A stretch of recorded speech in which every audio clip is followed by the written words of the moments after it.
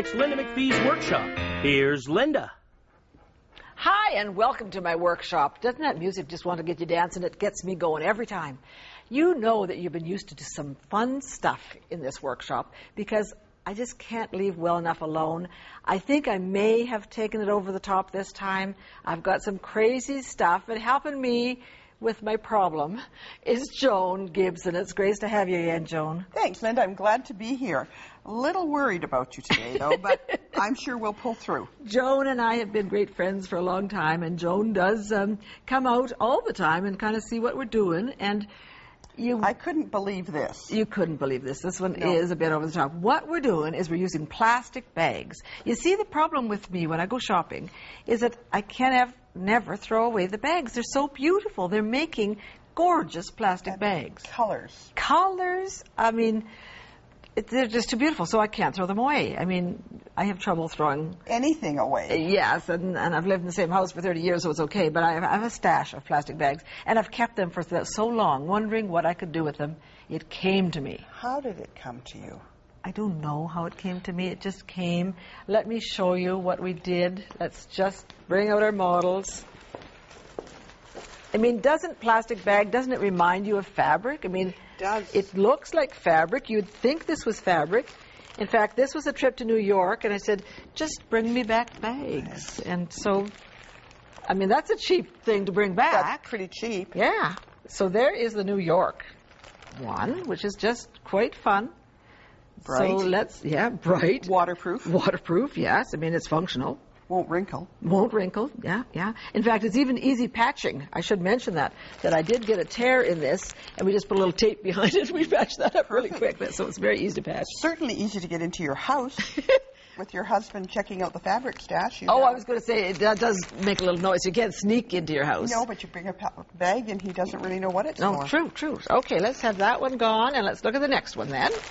And, I kind of just like interesting bags. This was a clear bag, and I put fabric behind it. You see the polka dots. So you can see the polka dots. So that way you can use clear bags, and you can use pattern bags. And I see your bag on. Well, of course, if it's my coat, I had to put my bag on there. But, you can put any bag. Right. So I kind of looked for black and white bags on this one, and that worked out well. And the band, of course, coordinates with it. Well, here we go. Let's just look at that. There's your black and white down the front, and beautiful. Yeah. So, amazing. Don't you think you could have one of these? I think I need one, of course. Of course, and it's not going to cost you a whole lot of money. Okay, good. Okay. So this is sort of the ultimate in recycling. I would think that this is where we should all be at. This is it. We don't have to fill the landfills with these. We can wear them on our bodies.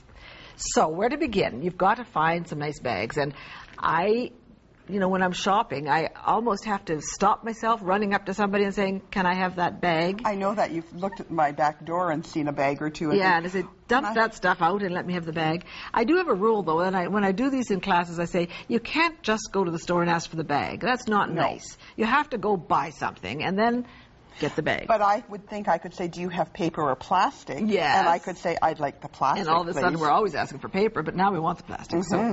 Okay, and I've even had people send me unsolicited bags. This is an old bag that a person has saved, the Royal Copenhagen bag, and she saved this. They're not making them anymore. So she sent it to me to use, and I thought, this is nice for your Danish ancestry, too. Heritage, yes, it is. So, okay. Cut out whatever the design is from the bag. Something, and we're going to have to back it, because you can't just sew plastic bags together. They're going to perforate. They're not going to work well. So I suggest some kind of firmly woven, and this is a polycotton. Right. So you can then take this polycotton, you can take this bag, put a little glue stick on it. Just to hold it in place. There we go. Yep. Perfect. And here we go, and we'll just stick a little bit here. And then put it down. And then we would take this over to the serger and serge around that. That's pretty simply straightforward. done. I think you can do that. And we've got one, I think, done here. Okay. So here is a piece now of fabric. Because it has the backing on it, it's all ready to go. You just pretend that it's a piece of fabric. So then you make a bunch of these. Okay. And you can somehow work this out a little bit, because here is the pattern, and I mean, it's called a bag lady pattern. You get it, Got it, girl. So there's a front and a back and a sleeve and a hood and a collar. So you take out your front and you say, well, let's make a piece big enough to fit this on. So, okay, I'll take this piece and I'll sew another piece to it, and then I'll sew a bottom to it, and I'll sew a top to it, sort of keeping in mind that it has to fit this. Okay, and so there it bring is. this down to the bottom to give us a finished edge. So now I can cut this, and now I've got my front.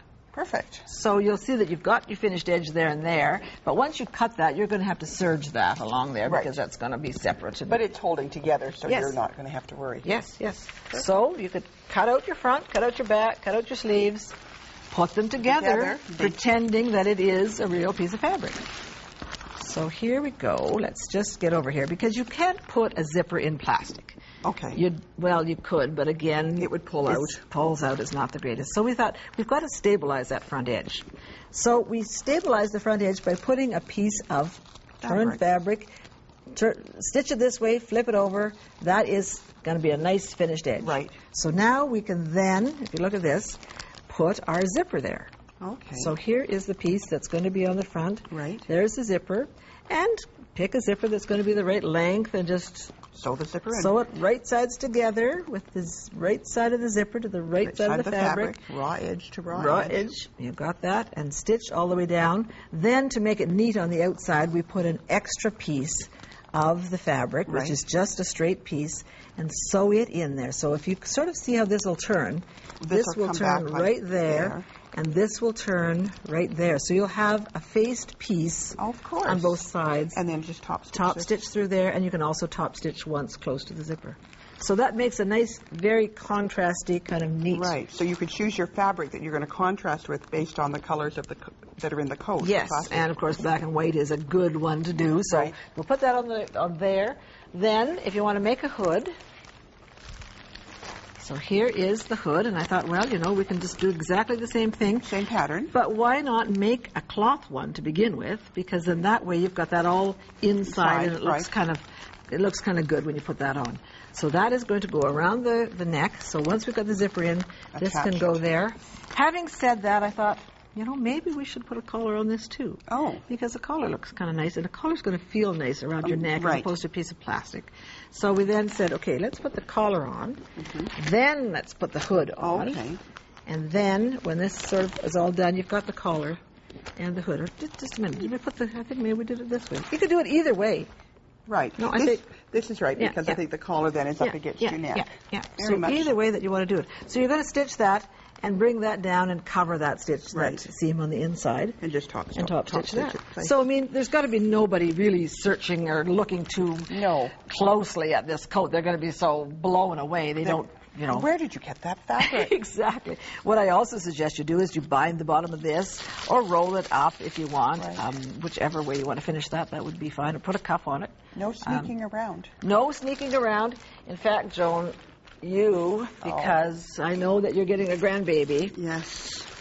So if it's a little girl, wouldn't she be very tickled with this? Yes. Oh, it's gorgeous. And again, so when you start thinking of bags, think of the insulation bags. Think of bigger bags.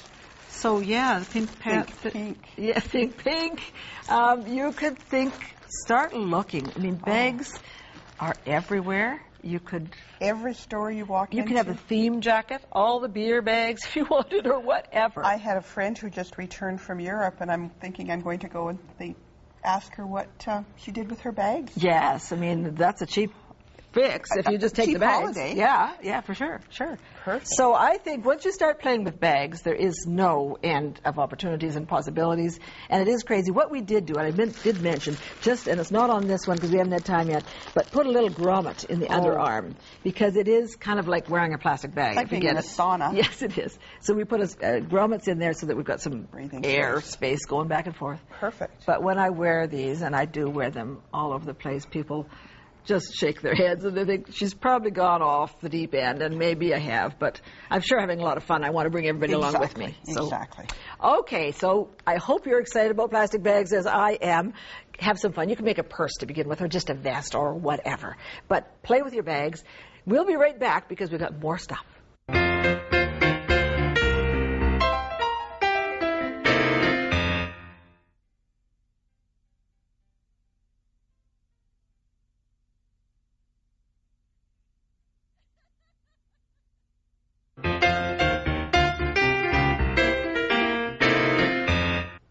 Hi, welcome back. And admittedly, I am a bit nuts, but I do find people that are a little bit crazy as well to work with me. And Muriel, it's great to have you back on the show.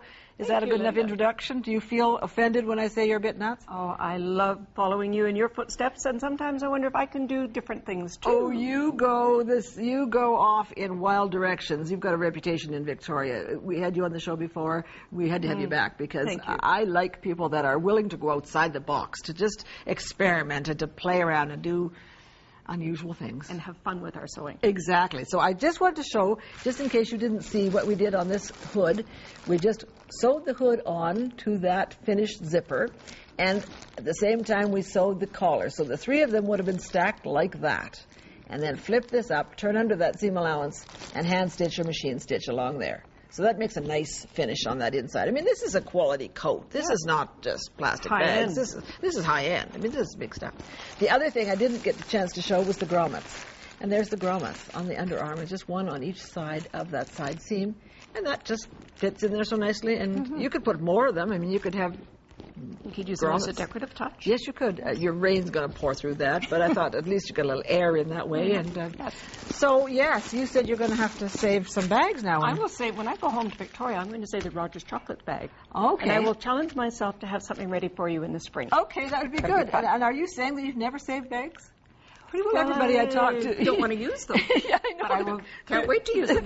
They're good bags, aren't they? They are good bags. Yeah, and everybody does have a stash somewhere. Yes, we do. So, okay, you do some other unorthodox kinds of things, and you've brought along one of your skirts that you've actually, well, you're the queen of serging, first of all. The serger is your favorite machine, It's my passion. Yes. So it's the only machine I want to use. Okay, and you do use it for I do. Pretty well everything. So here is serging. And you have used 3-thread here? I've used a 3-thread wide because I don't need any weight in the seams, and it's a knit, so I get the best results with a 3-thread wide. Okay. So I've serged up my 6 gores. You've put on your elastic with the serger, so you sewed your elastic. Again with a 3-thread wide. Okay. So but then I'm in a hurry, and I need to hem it. So let me see. Hey, there's no stitching on your hem. Isn't it beautiful? It's perfect. I did a good job. Stitching. I did a good job because I use fusible thread, Linda. You use plastic bags and glue sticks. I use fusible thread. Okay, come over here and let's have a look at what you did. And what fusible thread is a thread that I have put in the lower looper of the serger. And again, I have the serger set up as a 3-thread wide. Okay. It tells me right there on the screen what to do. And I'm going to serge that into the lower looper. And I'm going to serge this as a finished. I'm finishing my curtain. Okay, this could be curtains. This could be your hem of your anything. It's any kind of fabric. So I'm serging that along. And when I've got it serged off, what happens then is I go to the iron and I iron it up. And look at that impeccable, crisp hem. So you're saying that, where's the glue here? Just a minute, let's look back on here. The glue, oh, I can see, it's a bit of a shine on that. A little bit of a shine. And that's where in the the glue lower is. looper. So when that flips up and irons, then the glue melts, adheres to the fabric, and it holds. Okay, it holds through washing and drying? Yes, it does. And when the dryer has it, then when it comes back out of the dryer, the heat of the dryer just sets it again. So I've never had a hem come down. Never. I've used it for crafts. I've used it for sewing. It's wonderful on circle skirts, on shaped hems, on velours. Well, everybody presses their hem, but they sort of think they have to go and sew it. But now you sew it and then you press it. So I have more clothes. I sew them faster because I just use the serger, my glue. And there's the fusible thread right there. Yes, yes, yes. Okay, what is the craziest thing that you have ever done with this whole, I mean, speaking of crazy sewing? Well, when I would love to play more with plastic, but I was challenged. I was at a retreat in Alberta, and I was a little bored because the ladies were sewing. Okay. And I wanted to play with the serger, so I went outside and gathered moss. I came back, and I laid it out, and I serged moss into a wall hanging with the scraps of their polar fleece from the floor. And I made this artwork wall hanging with lovely green moss, and I won first prize. Well, good. What happened to your serger? Did it like all this moss? It loved it. Not a problem. Well, yeah. Serger is just my best friend. You are outside. Well, you're one of my best friends. You are outside of that box. Yes. Yes, you're definitely. I did want to show one more thing, though, and I did notice on here, speaking of serged hems, you've got the triple. Yes. What is this called? This is the triple cover stitch. Okay. And I've chose that because that matches the industry standards. Lovely, lovely. So that's why the ladies want cover stitch on their slinky and on their clothing. Great to have you back. Thank you, Linda. So much. Don't you go away because we've got more stuff coming up.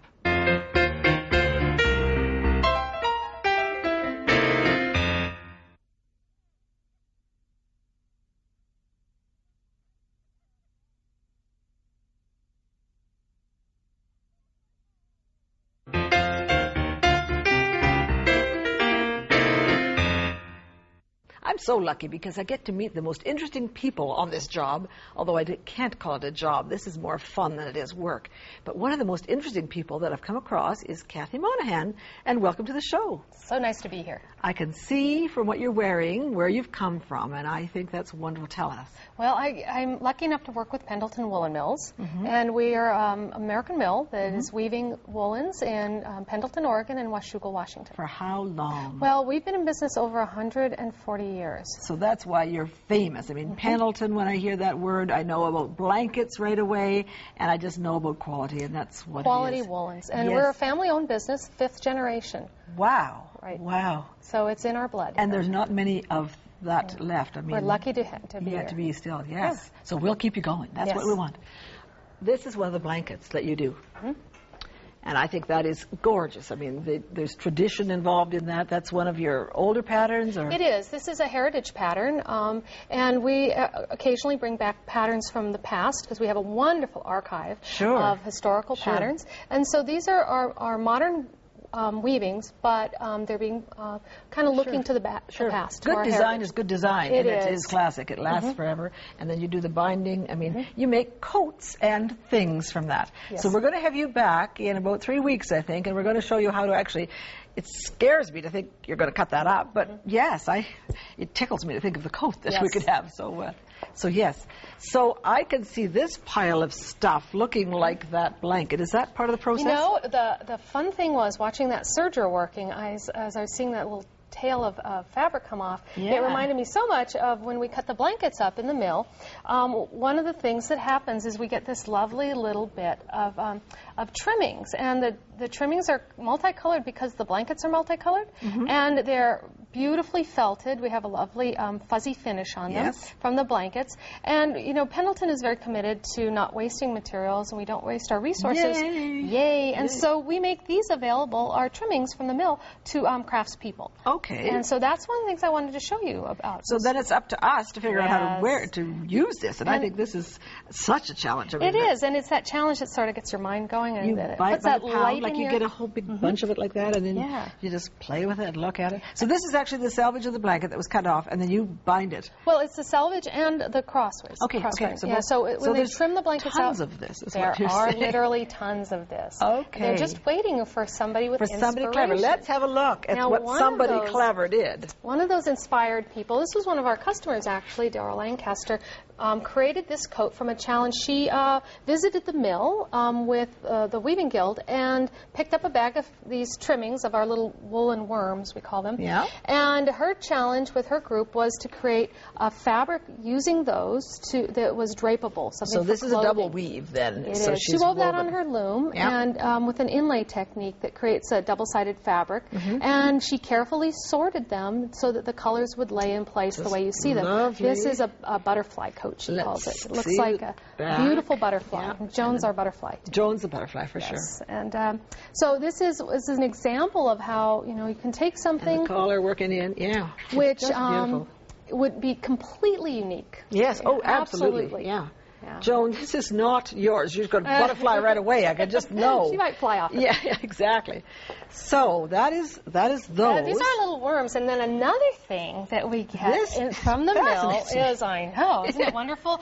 With our jacquard looms, as they're being woven, they've got all these colors going back and forth, and the looms themselves actually, kind of like a serger, cuts on the selvages. So it cuts off these funny little, sort of like very, very, very large chenille. Before I forget, people can go to this mill and actually see this, can't they? Yes, you have tours. We do. We have tours in both the Washougal Mill in Washington and the Pendleton Mill in Oregon. I think that would be a fascinating thing to see as well. It's so wonderful. Maybe we'll bring the camera there.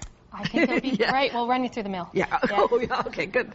So this is an example of another one of our trimmings from the mill that we make available. And sometimes we're weaving white blankets, sometimes we're weaving pink blankets, sometimes we're weaving multicolored blankets. And so sometimes people use them for weaving. We have lots and lots. Yes, lots and lots of hand weavers that buy these because they just make the highest quality woolen rugs. This is a woolen rug. A wool rug. This is fantastic. And you're not having to cut all the little strips. They're already pre-cut for you. And you could probably dye it if you wanted to. You could, absolutely. If it comes all colored. And so this happened to be running pink on the mill, and then this was this is a different technique. This is not weaving. No, this is a little faster and easier. Just your speed and mine. Yes. This is now, some people... Giant crochet hook. Giant crochet hook on steroids. On steroids, for sure. So this is an example of a simple technique with really great materials. Sure. And just... really and if you don't crochet, don't despair. Because don't despair. My daughter learned it in about 10 minutes. Yeah. And then of course, she taught kids me. do that. Well, that's what they do. But this is good. So all I'm going to do here is I'm going to take my big, huge hook and find one of the holes. I'm going to come through there. I'm going to loop it, bring it back with me, loop it again, and bring it through both of those. And I would just work all the way around. Like I say, it's not rocket science. It's just not rocket science. Loop through loop. I think that's what you got to remember. Crochet science. It's crochet science. And then you can toss this in on cold in the washing machine. And it'll get all fuzzy, and then you can brush this all up too. Brush it up, and I have a wonderful pile rug. Yes, I mean, look how thick that is. That's over an inch thick. That's really fast and fun. And if you go around the edges, you want to ease it a little bit, probably. Or else it becomes a bowl, and I could think then this you have would a be big quite a nice hand bowl crochet too. bowl. Yeah, that would be lovely too. So you've also learned another neat little project because you've actually written a book on weaving and simple weaving techniques. One of the things I do, my background is in textiles and weaving, and so I teach weaving and I've taught weaving in the schools. And one of the things I love to do is to use simple tools to make more interesting pieces. We don't all want to go out and buy the loom just in case we might want to use it. Primitive looms are great. So, all over the world, people weave with simple tools. So this is an example of a pretty simple thing. It's just a piece of cardboard, and I've cut slits on the top and the bottom. There and there. And just measured a 1/4 inch. So you take your thread, say up here, come down and around, and go around and around so that you. So on the back is just the little loops. And I just used some tape and taped it in place. And then, it's pretty simple with like a tapestry needle to weave over one, under one, over one, under one. And then you get your pattern started. But I wanted to do this. Absolutely. They love it. Absolutely love it. What I was thinking is it would be nice to be able to weave these worms in, but weaving them with the needle is a little bit hard. And so this way what I did was I kind of came up with one of the tools that weavers all over the world use, and that's a shed stick. It happens to look exactly like a ruler because it is. And I just wove it over one, under one, over one, under one. And then here's my really elaborate cardboard shuttle and we'll that I pull made from a scrap of cardboard. And it just fits right through that triangular space. And then I can place it right in. And push it down And I can push it down with my fingers, or I can push it down with a fork from the kitchen. And then you take this again, and you'd go and I'd under weave and it over back. the opposite ones and carry on again. Oh, you're on to it. You can finish this one. Yes. This is gorgeous. You don't really have to worry about the sides, though, because you can... I think I would just trim them, cut them, and take them to the machine and maybe make a great pillow cover. Sure, or serge them, or bind them, or whatever you want. Serge them. Yeah, absolutely. I love the idea of us using up all the pieces and all the bits, because this is, that's what it's all about, is the more we can recycle, the happier I'll be. Absolutely. Yes, for sure. I would just say... thank you so much for coming. My pleasure. It's been great, and we're out of time again.